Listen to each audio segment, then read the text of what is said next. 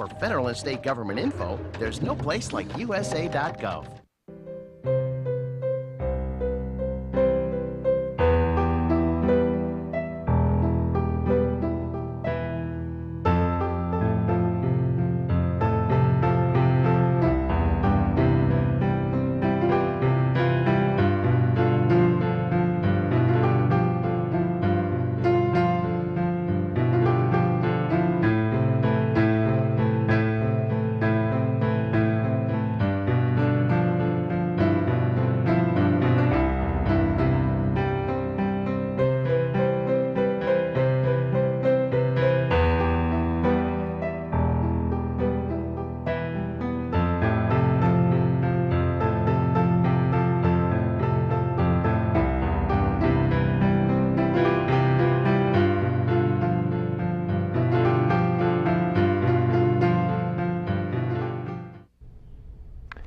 Hello and welcome to Civil Discourse. My name is Ken Hurley, and this program is sponsored by an organization called Civication Incorporated. Civication Incorporated promotes civic learning and civil responsibility in a variety of ways, and Civil Discourse takes what is sometimes controversial ideas and concepts and discusses them in a civil manner. Now take a look at this. Take a look at this. Can you see what I'm holding up here? This is a book called America, the Owner's Manual. Did you know that there was an owner's manual to live in America? What does it mean to have citizen responsibility? How do you get involved in politics? What do you do when you want to fight City Hall? Where do you go? Who do you talk to? Well, if you don't know the answer to those questions, all you need to do is pick up this book, America, the Owner's Manual, Making Government Work for You. And look who it's written by, Senator Bob Graham. But there's something else, with Chris Hand. With Chris Hand. And guess who's our guest in the studio today? Chris Hand himself is right here. Chris, thank you very much for being on the program. Ken, thank you for having me. Good to see you. I appreciate it very much. You wrote a book with Senator Bob Graham, one of my favorite senators of all the senators who have ever walked the planet. That makes two of us. Yeah. That makes two of us? Well, how did you get into doing this? Because this is an exciting book, and I think it's a well-timed book. I think the book is probably past due. So tell me a little bit about it. Tell us about it. What's up? Well, I've known Senator Graham now for nearly 15 years. I worked on his Washington staff back in his campaign staff back in the late 1990s. The actual inspiration for this book is very interesting, and I'm a native Jacksonvillian, so this is, of course, of interest to me. What high school did you go to? I went to Fletcher High School. Out at the beach. Out at the beach, right. But it's actually interesting because the initial inspiration for this book, Ken, came from one of the rival high schools to Fletcher, and that's Wolfson High School, probably about a mile from the studio where we are right now. When Senator Graham was in the state Senate, and he was a state senator from 1970 to 1978, when he was in the state Senate, he was the head of the state Senate Education Committee. And as part of the work they did there, they would sort of travel to schools across the state and get input from students on kind of different aspects of education. And students are the ultimate consumers in schools, and find out kind of what their opinion was. And when Senator Graham was at Wolfson, after the program, several of the students came up to him, and with one of the most common complaints you hear at schools, it's just the quality of the food was just terrible. And Senator Graham said, well, you're now approaching me in the state Senate. Who else have you talked to? And they said, well, first we went to the sheriff, the Duval County Sheriff. Complaining about the food in the cafeteria. Complaining about the food. And as if there was something criminal serving bad food. Well, exactly. And that was exactly the sheriff's response, that while he was sorry about the state of the food and he was sure it was bad, it wasn't criminal. And the second person they went to was the mayor of Jacksonville. To again sort of express concern about the state of the food. And the mayor appropriately said, I'm very sorry to hear that, but it's sort of outside of my jurisdiction. So Senator Graham was the third person they approached. And that experience sort of showed him that we might not be doing the best job that we could in helping students understand how government works. Now this happened quite a long time. This is in the mid-70s, right? We're talking 35 years ago when this happened. And what that Have we learned whether the food's gotten any better? I really don't know. You'd have to ask various school boards but that's around not the state. point. I'm just curious about that. What that actually did, it sort of led to an interesting experience for him, one that's defined his entire career. He left that experience and was speaking to a group of government teachers in South Florida, sometime later, and sort of, told this story about what happened in Wolfson, and used it to say, we really need to change the way we teach civics education in this country. And one of the teachers got up and said, I am sick of you politicians criticizing us teachers without having walked in our shoes. I challenge you to kind of actually come teach civics. And he said, great, I'll be happy to. What he thought was going to be a lecture or two ended up becoming a full semester gig as a civics teacher at Carroll City High School in Miami. And it was those two experiences, and the experience at Carroll City High School actually launched his sort of now very famous process of work days, where he would once a month take a job held by an everyday Floridian. But the basis for that was civics education, and so the genesis for this book was 35 years ago, right here in Jacksonville at Wolfson High School. Excellent. And as a result of that experience, where they didn't know where to go, they had a complaint, and they didn't go to the cafeteria and complain. At least they didn't report that they went to the cafeteria. They didn't go to the principal. They didn't go to the PTA. They didn't go to the source of the problem. They went to places where they were completely off base on. So the goal of this book is to try to teach people how to formulate assess what the problem is, and then what else. First you have to identify a problem, you have to be able to articulate the problem, and then you have to be able to take what you've learned to the rightful parties. That's exactly right, Ken. And I mean, the underlying precept behind the book is that there are a lot of people out there who'd like to fight City Hall, who'd like to know how they can successfully engage their government, influence it, and change it, but they simply don't know how. And part of that is the way in which, again, that while there are sort of two components to civic education, one that you in Civication have been very admirably focused on, which is trying to make sure that students really understand these basic concepts of government and how the government's put together. There's a second part of it which is also very important, which is sort of not only the politics and government as a spectator sport, but also as a participatory sport. How are you going to sort of get citizens engaged? And that's what the book tries to do, is to say, first articulate your problem, then do research, find out who the decision makers are, and then take the number of other steps designed to persuade those decision makers, whether it's actually speaking to them, whether it's engaging the media, whether it's building coalitions. And the other thing the book does, which we thought was very important, is one of the reasons I think a lot of citizens are convinced, the old phrase that you can't fight City Hall, is because they don't have a lot of active examples of people who've done that successfully. Our book starts with an sort of an overarching case study of students at Georgetown University who used every skill we talk about in the book to change the course of local government in Washington, D.C. Each chapter is broken down as a particular skill, and again, for each skill we show a citizen or a citizens group who used that skill to effectively influence government. Right. And what Civication does in this vein is we call things like this service learning. Exactly. And the goal there is to take students in class trips, on field trips to Washington and to places where they can meet political leaders or have the political leaders come into the school and discuss things at an assembly or actually in the classroom, and then go out again and actually work. There's some in some project that would teach them what they've learned in the academic part of what civics is, and to put that into practice. So there's that component there that we're trying to put together as well. But civics seems to have been removed from this public educational system to some degree, actually probably to a significant degree, over the last 3.5 to 4 decades. I don't think we're teaching it effectively enough. We do teach it. There's some excellent programs out there. The We the People program, Citizen and the Constitution, Project Citizen, those are 2 excellent programs, and there are others. Why do you think that is? Why would we get away from something so fundamental as to what it means to be an American? We've gotten so far away that people now seem to self-disenfranchise to the point where they don't even see the relevance of their own vote.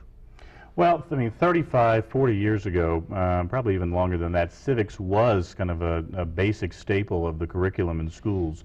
And there are probably a number of reasons, Ken, to explain why there was a movement away from that. Some might have been the elevation of other subjects like math and science. Some might have been concerns on the right and left as to what some of the content of civics teaching was.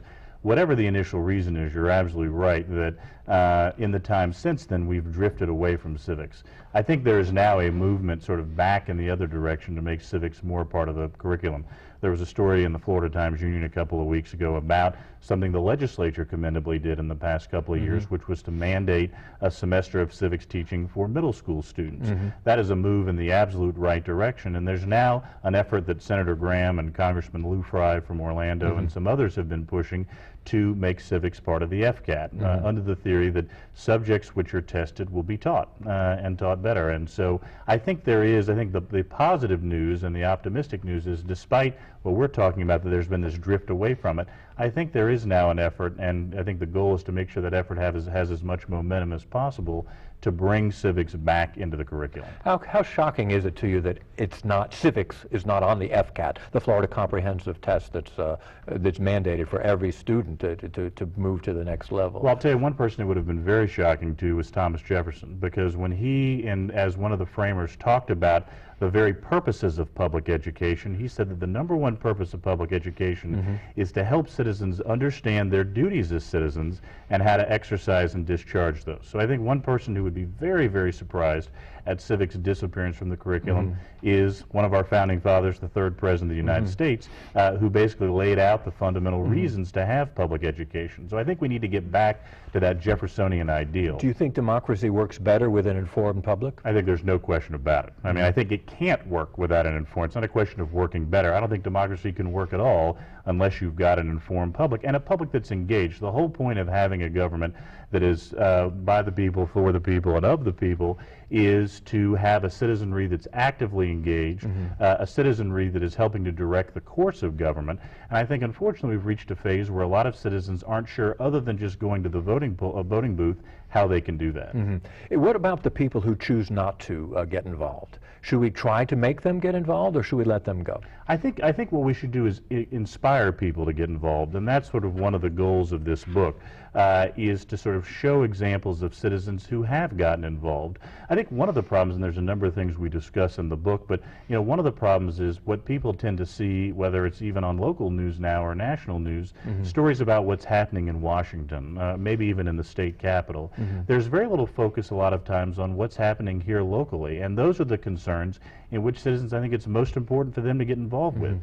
Is someone trying to change the school boundaries so that your child will go to a different school next year? Has a local park not been cleaned up? There are numerous examples at the local level that often don't get focused on. So I think the goal of this book and the overall sort of civics education effort is to help inspire people to get involved, and more importantly, give them confidence that if they do want to get involved, they can succeed. Well, the nice thing about the book is the way it's laid out. A lot of anecdotal stories about real-world examples of getting involved, and then there's a discussion about how that process went from the anecdotal stories. And at the end of each chapter is a checklist of how to proceed, and it gives you, okay, identify the decision makers, send them an email. It gives you very concrete, very specific things to do, so that you can actually follow along in a step-by-step fashion. That was exactly our goal, to make sure that someone could take our book, and whatever their particular issue is, they could take the book, employ and utilize the steps we've laid out in the book, and know that they would, you know, as other citizens in their position have done, would have some chance of success with whatever level of government they're dealing with. We're getting ready to take a short break. We're going to come back. I want to ask you a little bit about how what did you do in terms of writing this book? Did you add some of those stories? Were some of those from your personal life? And a lot of people don't know, but Chris Hand went to Princeton. He came from Fletcher High School, went off to Princeton, and came back, and he's now working at Terrell Hogan as an attorney there, and he's doing great. And I want to talk a little bit also about your relationship with Senator Bob Graham and what's going on over at the University of Florida. Sure. You're watching a program called Civil Discourse. My name is Ken Hurley. Take a look at this. We'll be right back.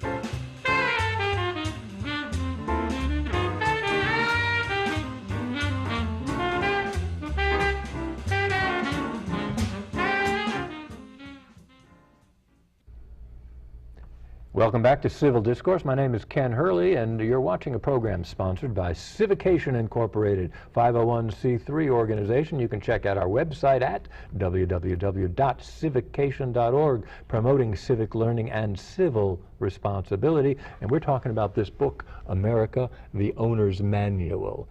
Yes, it's a good book, written by Senator Bob Graham and Chris Hand. Chris Hand is an attorney here in Jacksonville, Florida, working at Terrell Hogan, and he's a long history of public service. And you were a press secretary for Senator Bob Graham, and you were a speechwriter. And you got hired by Bob Graham as a speechwriter, right? Correct. Taken away from the Bill Bradley campaign, I understand? Well, I was working in Senator Bradley's Washington office, and then had an opportunity, which I've described to anyone who's ever asked as the luckiest break of my life. Growing up here in Florida, here in Jacksonville, Bob Graham was governor, you know, between 1978 and 1986, was my political hero. So the opportunity to work for someone who I had long admired from afar was just incredible. And you know, Florida has been so lucky to have Senator Graham engaged in public policy, not only when he was in public office, but now after his retirement from elective office, to have him remain so engaged in so many different ways. A lot of people don't realize that Senator Bob Graham has never lost an election until he sought the presidency.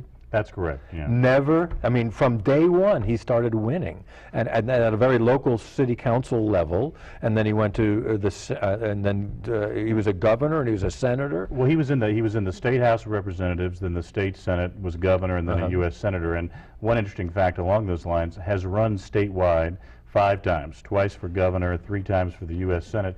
In all of those 5 statewide elections, has never received less than 55% of the vote. So it's someone who has really been successful over his career in not just being productive in office, but also building bipartisan coalitions. And then what happened? He decided he wanted to run for president. Obviously, a next step. He's been the governor of Florida, senator from Florida. It makes sense, and he has all sorts of motivation and reason to believe he can win because he's been doing nothing but winning. Then come the presidential primaries. And what happened? Well, I just think that, I mean, you know, I think a lot of things happen in presidential primaries. They require huge fundraising commitments. They don't always reward candidates like Senator Graham, who, you know, are sort of moderate ideologically, and for a number of other reasons. I think presidential primaries are very different. For whatever reason, it didn't work out for him to be elected president. But it is, again, terrific the support he has enjoyed here in Florida over the years, both while he was in office and after he left. Were you with his campaign during the presidential run? I was actually in law school during that time. I was very supportive of his campaign. Supportive, but you weren't actually running. You weren't. I wasn't on staff of the campaign. Maybe that's what happened. Well, Look how humble you get over there. That's good. But look, one of the things about this book is on the cover even, it says, I'm going to show you, determine public support, identify the problem, persuade the policymakers, unite with others, and raise funds. Those are key critical items for addressing any kind of public policy issue, right? That's correct. And you discuss them in depth in the book, and at the back of every chapter is a checklist. Here's an example, tips from the pros, getting in the door. I mean, you can't have a hope of solving any problems if you can't get a meeting with somebody. Well, Ken, that's one of the aspects of the book. In addition to the citizen case studies we provided and the actual sort of substantive, here are the steps to take, we were very fortunate in that people who have actually worked in the arena, and Senator Graham and I have, and that's where we bring our knowledge to this book. But in addition, folks who work in the arena have been very helpful. For example, in the there's a chapter on basically testing public opinion, where 2 separate pollsters, Jeff Guerin in Washington and Tom Eldon right here in Florida, provided exceptionally sort of handy guides to what you need to do if you want to effectively test public opinion, which is a very important part of this. Senator Graham's former scheduler, Mark Block, who was with him for many years, provided the getting in the door tips from the pros. Josh Koster, who's an internet consultant in Washington, talking about using the internet in politics, particularly for fundraising. And there are many others. I don't mean to leave anybody out, but I think that's an important component. Hearing from people who have actually been practitioners in this field as to how to advance your agenda in government. Now, we talked about going to the source a little earlier, and that people self-disenfranchise and don't really see the need and don't understand the relevance of government. A lot of people seem to think government is done to them, rather than we, the people, we're the government. And the more we know, the more informed decisions we can make, the better decisions we can make. And in terms of voting, it's good to know who your candidates are, so you know who's you're putting into office, who's going to represent your views and your wishes. If you had to tell somebody, if you had to give advice to somebody as to how to choose a political party, what would you tell them? Well, I think, I mean, again, I think it's worth pointing out, our book is not about one party or the other. This is a nonpartisan book. Absolutely. This is about solving Sure. problems. Sure. I think that's what our focus is not sort of necessarily talking about parties, although I will say that I think both political parties have a role to play in sort of putting civics back on the national agenda again. I think both the Democratic Party and the Republican Party have a responsibility to sort of take leadership roles in making sure, because it's the one thing that both parties should be able to agree on, is that civics should be part of the national discourse. And one thing I think both Senator Graham and I and others who are involved in this civics sort of education movement would be to encourage both parties to sort of get involved in making civics education a key part of not only the curriculum, but the national debate. But can't you take some of the lessons learned from this book and apply it to your own thoughts and critically analyze your own thoughts relative to which party you might decide you might best align with? I'm not advocating one party over another.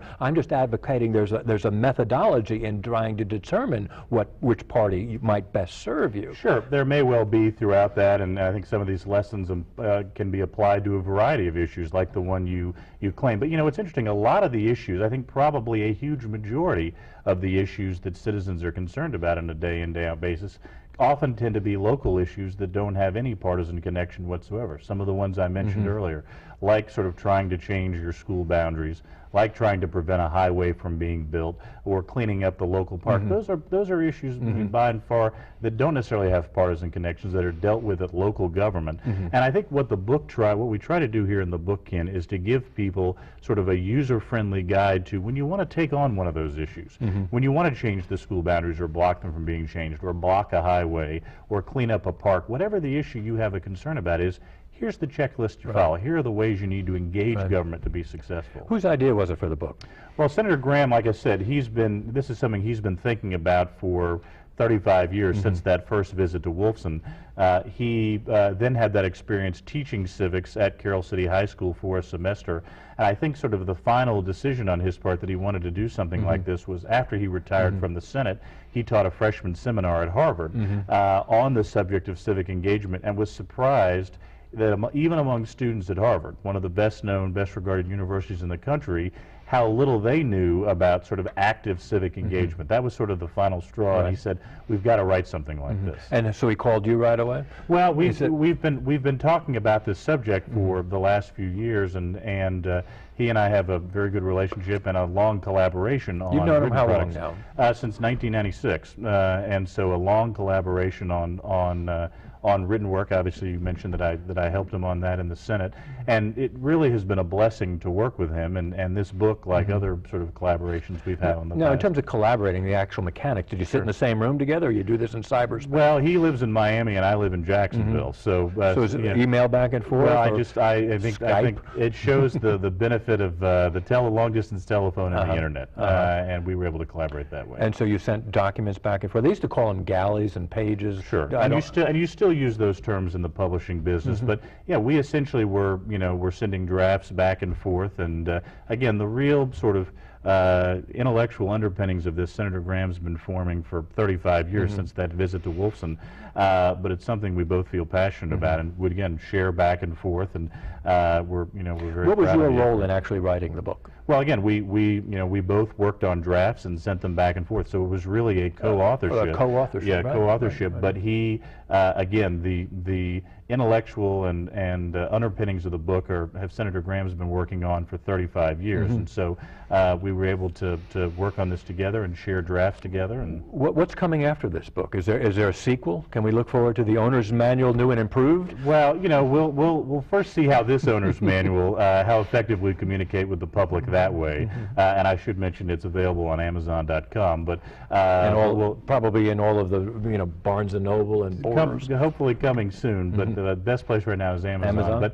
But I think it's part of a broader sort of education effort, which is not only to sort of promote the ideas in this book, but also to make sure that whether it's in the legislature through the sort of civics testing we've talked about, whether it's through the Bob Graham Center for Public Service at the University of Florida, where we are trying to help enhance the number of citizen case studies that are available for people to review.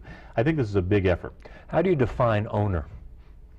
Well, I think every citizen in this country is an owner of the United States. That everyone owns a share of this country by virtue of the fact of citizenship, and there are a variety of ways to act upon that ownership. One is voting, and we've outlined a number of others in this book. But I think what's important about our democracy, Ken, is that ownership has to be an active one. We can't be passive owners of this country. We have to step up to our ownership responsibilities, and we're convinced that a lot of people want to do that. What's the downside if you are a passive owner? Well, that others who are more active owners are going to have a louder voice than you do because they have embraced their citizenship and you haven't. I think also when owners don't sort of take an active role, those that they have sort of either deputized or designated to act in their place, whether it's elected or appointed officials, may at times lose sight over who the owners are and who the designees are. Where does accountability fit into all of this? Well, I think that's a big part of it. I think one of the best ways to keep elected and appointed officials accountable is to be actively engaged in your government.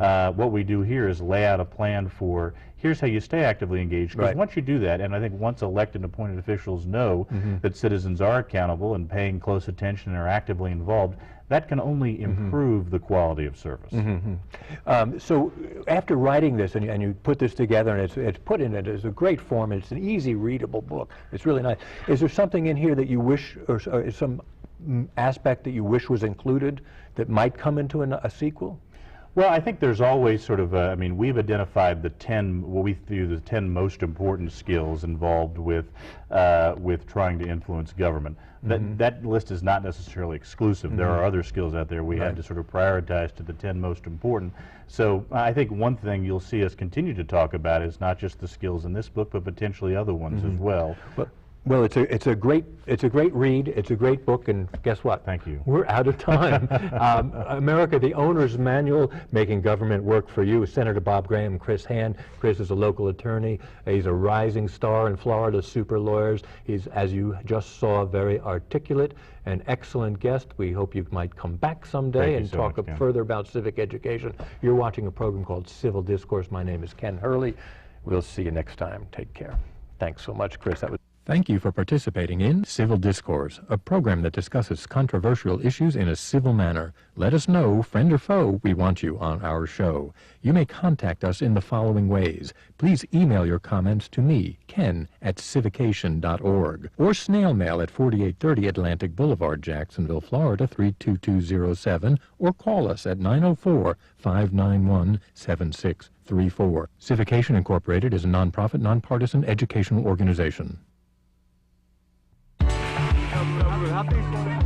Did you make your potatoes? If I get the family right, the whole world came together. I mean, I'm ready to eat. Are these burgers done? Yeah, it's time. Let's eat. About time. Everything looks wonderful, Mom. Okay, everybody, it's time to eat. Man, I am starving. Here, I got you, man. Oh, thanks. Hey. Hey. Keep your butts to yourself. More than 45,000 kids in Northeast Florida don't have anyone to take them to a ball game. With Big Brothers and Big Sisters in Northeast Florida, you can help. The way you can help is with Big Brothers Big Sisters' new program called Sports Buddies. Sports Buddies is for guys and gals who love sports and love kids. This gives kids a chance to go to games and get involved in some other great sports stuff. Take them fishing, play golf, or just toss a ball around. Get involved. Take a buddy to a ball game today.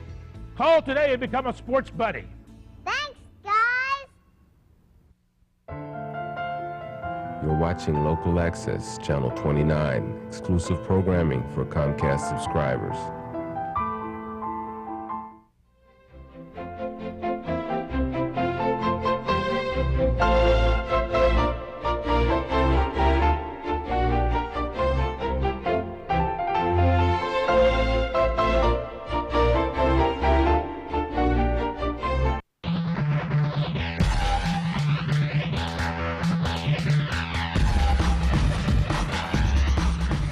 Catch this week's Comcast High School Football Game of the Week, Monday at 5 p.m. on Comcast Cable Channel 7, or watch it on demand beginning the following Wednesday for Comcast Digital subscribers only.